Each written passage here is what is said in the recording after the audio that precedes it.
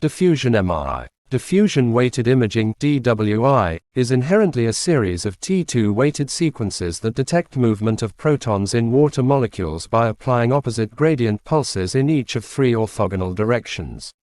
If there is no net movement of water molecules, their underlying T2 signal intensity is preserved, resulting in hyperintense DWI signal.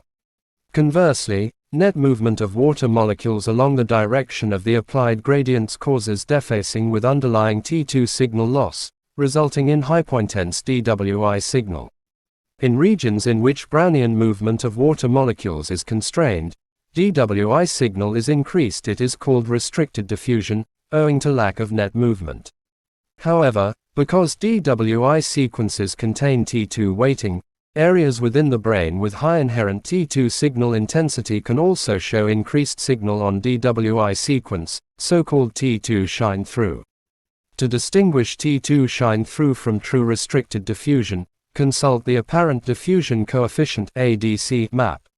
Areas of T2 shine-through will be bright on both DWI and its corresponding ADC map, whereas areas of restricted diffusion appear bright on DWI and dark on ADC. The most important cause of restricted diffusion on DWI is acute ischemia.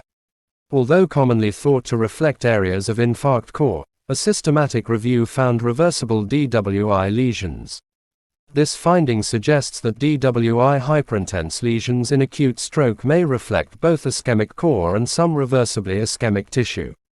Restricted diffusion can also be present in cerebral abscesses, diffuse axonal injury, active demyelination, and highly cellular tumors such as CNS lymphoma. DWI is particularly helpful in two classic cases. The differential diagnosis for a ring-enhancing parenchymal mass frequently includes intracranial neoplasms such as metastasis or high-grade astrocytoma as well as cerebral abscess. The central non-enhancing component of a pyogenic abscess classically demonstrates markedly restricted diffusion, with decreased ADC values.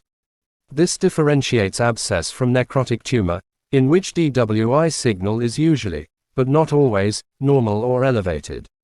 Another classic situation in which DWI is particularly helpful is in differentiating an epidermoid cyst from arachnoid cyst, for example, in the cerebellopontine angle cystine. Epidermoid cysts exhibit bright DWI signal, but arachnoid cysts follow CSF on all sequences and will therefore have a low DWI signal.